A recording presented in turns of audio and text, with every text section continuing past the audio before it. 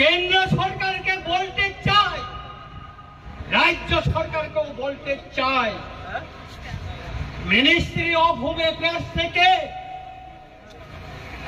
যে নোটিফিকেশনটা বাইর করা হয়েছে সেই নির্দেশনা অনুসারে ভারতবর্ষের সেই গুজরাটে, মহারাষ্ট্রে, দিল্লিতে, হরিয়ানায়, তামিলনাড়ু, আসাম, অরুণাচল প্রদেশে যে নির্দেশিকাকে কার্যকরী করার জন্য পদক্ষেপ নেওয়া হয়েছে, ত্রিপুরাতেও তাই যেন আর বিলম্ব না করে পদক্ষেপ নেওয়া হোক, নতুবা আগামী দিন এই নির্দেশিকাকে কার্যকরী করার জন্য যা আন্দোলন করার প্রয়োজন, যত কঠোর আন্দোলন করার প্রয়োজন, সেই আন্দোলন আমরা করব।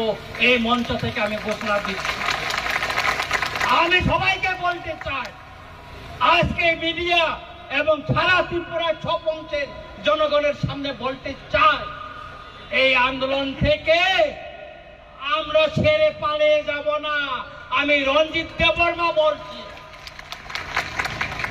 আপনারা জানেন আমি 1997 সালে সুইজারল্যান্ডে সেই জাতিসংঘে গিয়ে এই ইলিগাল মাইগ্রেন্টের কথা তুলে ধরেছি, প্রথম ত্রিপুরা থেকে প্রতিনিধি হিসাবে তুলে ধরেছি। নিশ্চয়ই আপনারা জানেন আজও আমি এই অবৈধ তৎকালীন পূর্ব পাকিস্তান, আধুনিক বাংলাদেশ থেকে আগত বেআইনি অনুপ্রবেশকারীদের শনাক্ত করে তাদের দেশে সসম্মানে পাঠানোর জন্য আমি লড়াই করে যাচ্ছি এবং করে যাব।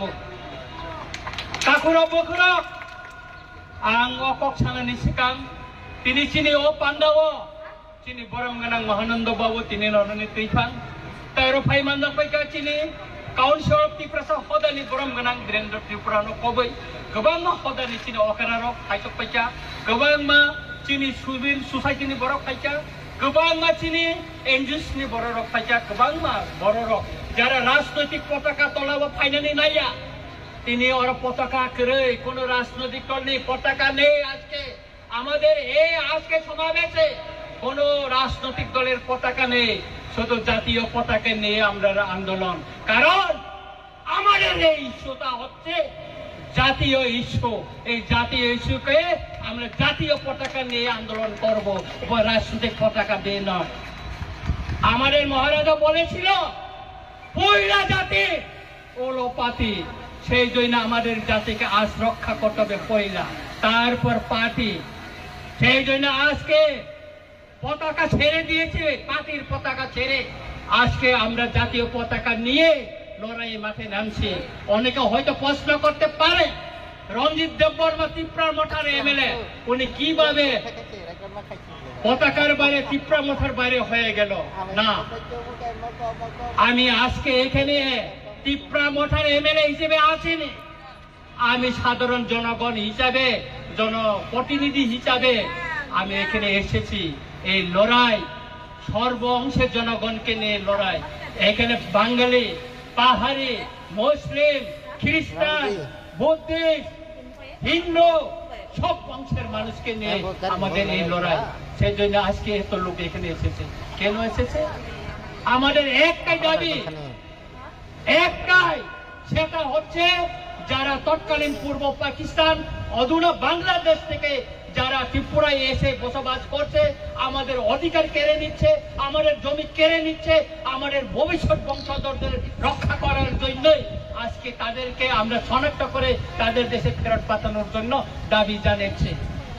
আমাদের দাবিকে ছাড়া দিয়ে আজকে ভারত সরকার তার মিনিস্ট্রি অফ হোম অ্যাফেয়ার্স থেকে নোটিফিকেশন জারি করে আজকে তাদেরকে শনাক্ত করার জন্য বলা হয়েছে। এই নোটিফিকেশন শুধু 2019 মে 25 না, 1971 সনে 29 নভেম্বর তখনও নোটিফিকেশন জারি করা হয়েছিল, কার্যকরী করেনি। তখন রাজনৈতিক দল আওয়াজ তুলেনি, কোন সিভিল সোসাইটি আওয়াজ তুলেনি কার্য করার জন্য। 2017 বামফ্রন্ট শাসনে এই নোটিফিকেশন জারি করা হয়েছিল, কিন্তু তখন এতে লুকিয়ে রাখা হয়েছিল। কাউকে জানতে দেয়নি। তারপর 2021-এ এখানে বিজেপি এলএন সরকার আসার পরও 2021-এও নোটিফিকেশন জারি করা হয়েছে মিনিস্টার অফ হোম অ্যাফেয়ার্স থেকে, কিন্তু এটাকে লুকিয়ে রাখা হয়েছে। কিন্তু 2025-19 মে যে নোটিফিকেশনটা জারি করা হয়েছে তার কপি রঞ্জিত দেববর্মার কাছে এসে পৌঁছেছে। কেন? রঞ্জিত দেববর্মা চিঠি লিখেছে মিনিস্টার অফ হোম অ্যাফেয়ার্সকে, সেই জন্য এসেছে, সেই জন্য জনগণ জানতে পেরেছে এবং জনগণকে নিয়ে আমরা মাঠে নেমে পড়েছে। এই আন্দোলন যতদিন পর্যন্ত একজনও যদি ত্রিপুরা রাজ্যে ভারতবর্ষে যদি অবৈধ অনুপ্রবেশকারী থাকে ততদিন চলবে। কারণ এই বেআইনি অনুপ্রবেশকারী আমাদের দেশের নিরাপত্তা সার্বভৌমত্বের জন্য বড় একটা হুমকি। আপনারা জানতে পারছেন সেই কাশ্মীরে পেহেলগামে অ্যাটাক হওয়ার পর কি অবস্থা ভারতবর্ষে, তারপরে ভারতের স্বরাষ্ট্র মন্ত্রণালয় এই পদক্ষেপ নিয়েছে। আপনারা জানেন সেই আমেরিকা থেকে অবৈধ অভিবাসীদের প্লেনে করে হাত পা বেঁধে সেই পাঞ্জাবে ফেলে দিয়ে গেছিল। কেন? কারণ এই অবৈধ অনুপ্রবেশকারীরা এটা দেশের হুমকি, দেশের নিরাপত্তার হুমকি, দেশের সার্বভৌমত্বের হুমকি। সুতরাং আমি সবাইকে অনুরোধ করব যে আজকে এই আন্দোলন, এই র্যালি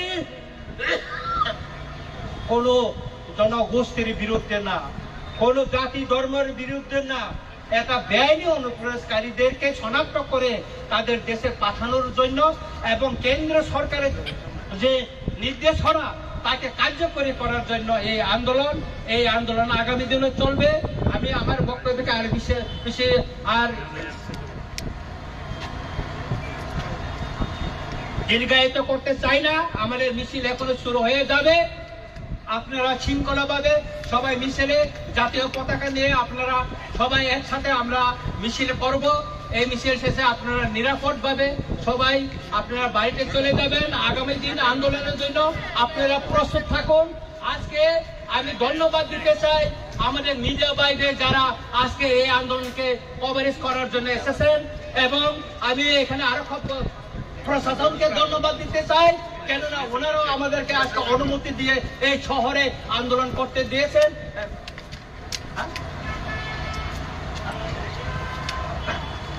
এটা করতে চাই। পরিশেষে একটা বিষয় আমি বলবো, সেটা হচ্ছে গতকাল ডক্টর শ্যামাপ্রসাদ মুখার্জির জন্ম শতবার্ষিকী। আমি বিরোধিতা করব না। মাননীয় মুখ্যমন্ত্রী মহোদয় দীর্ঘদিনের আমাদের রাজআমাল থেকে সেই জমি, সেটা ছিল লালমহল ছিল, রাজআমালে এটা ট্রেজারি ছিল, সেটা বামফ্রন্ট আমলে সেই জমিটাকে দখল করে সেখানে টাউন হল করা হয়েছে। আমরা বিরোধিতা করিনি, টাউন হল থাকুক, আমরা বিরোধিতা করিনি। কিন্তু গতকাল মাননীয় মুখ্যমন্ত্রী মহোদয় এই টাউন হলকে ডক্টর শ্যামাপ্রসাদ মুখার্জির নামে নামকরণ করার জন্য উনি ঘোষণা দিয়েছেন। আমি এর তীব্র প্রতিবাদ জানাই। কেন আমি প্রতিবাদ জানাই? ডক্টর শ্যামাপ্রসাদ মুখার্জির নামে আপনার শহরে আরেকটা বড় টাউন হল করুন, আরেকটা বড় টাউন হল করুন, আর এই টাউন হলকে টাউন হলে রেখে দিন। ত্রিপুরায় বিভিন্ন রাজনৈতিক দল আমাদের ইতিহাস মুছার জন্য এখানে কম্পিটিশন চালাচ্ছে। সেই কংগ্রেসে আমলে এই যে বর্তমানে যে আইজিএম, এটা বিএম যে হসপিটাল, ভিক্টোরিয়া মেমোরিয়াল হসপিটালকে সেটা আইজিএম করা হয়েছে। এই যে সুকান্ত একাডেমি, এই সুকান্ত একাডেমি কি ছিল? এটা দরবার হল ছিল, দরবার, এটাকে এখন সুকান্ত একাডেমি করা হয়েছিল। এখানে আগে দরবার হল ছিল। এইভাবে ত্রিপুরার ইতিহাসকে মুছে দেওয়ার জন্য সেই আস্তবলকে স্বামী বিবেকানন্দ ময়দান ঘোষণা করা হয়েছে। এটা আমরা মেনে নিব না। আমরা অনুরোধ করব মাননীয় মুখ্যমন্ত্রীকে, বিনয়ের সঙ্গে অনুরোধ করব, মাননীয় মুখ্যমন্ত্রী মহোদয়, আপনি আরেকটা জায়গায় অনেক কোটি টাকায় শীতাতাপ নিয়ন্ত্রিত একটা ডক্টর শ্যামাপ্রসাদ মুখার্জির নামে আপনি আরেকটা হল করুন, টাউন হল করুন, তাতে আমাদের কোনো এটা আমাদের কোনো আপত্তি থাকবে না। কিন্তু এই টাউন হলকে আপনি ডক্টর শ্যামাপ্রসাদ মুখার্জির নামে নামকরণ করে আপনি বিতর্ক হবেন না, কারণ কেউ করেনি। আমি ধন্যবাদ দিতে চাই আমাদের প্রাক্তন মুখ্যমন্ত্রী বিপ্লব দেব জিকে। তিনি থাকাকালীন আমাদের বরমুড়াকে হাতাই কত গন্ধা সরকার গন্ধা তিসা, তারপর আগরতলা এয়ারপোর্টকে তিনি মহারাজা বীর বিক্রম মহারাজার নামে তিনি করে গেছেন, সেই জন্য ওনাকে আমি ধন্যবাদ জানাই। তাই আমি মাননীয় মুখ্যমন্ত্রীকে অনুরোধ করব, বিনয়ের সঙ্গে অনুরোধ করব, এই যে টাউন হলকে আপনি যে ডক্টর শ্যামাপ্রসাদ মুখার্জির নামে যে নামকরণের ঘোষণা দিয়েছেন সেটাকে প্রত্যাহার করে নিয়ে অন্য জায়গায় ওনার নামে সসম্মানে ওনার স্ট্যাচু বানিয়ে ওনার জন্য একটা শহরের ভিতরে জায়গা দেখে ওনার নামে করুন, তাতে আমাদের কোনো আপত্তি থাকবে না। মোচেক ছাউই না যতন না আহাই না হাই খাকা হাম তাই হামজামা ইয়া পারে যতন না রেল ও মানজাঙ্গা নিবাগে বেসার বাসার তো ওই শহর ঘুরিয়া ওই যতন না ফাইনে নিবাগে আংক বুবিনো যতন আহাই না খাকা হাম তাই হামজামা ইয়া পারে আনক মুসকিন অংশিত যতন না হামবাই খুলুমকা।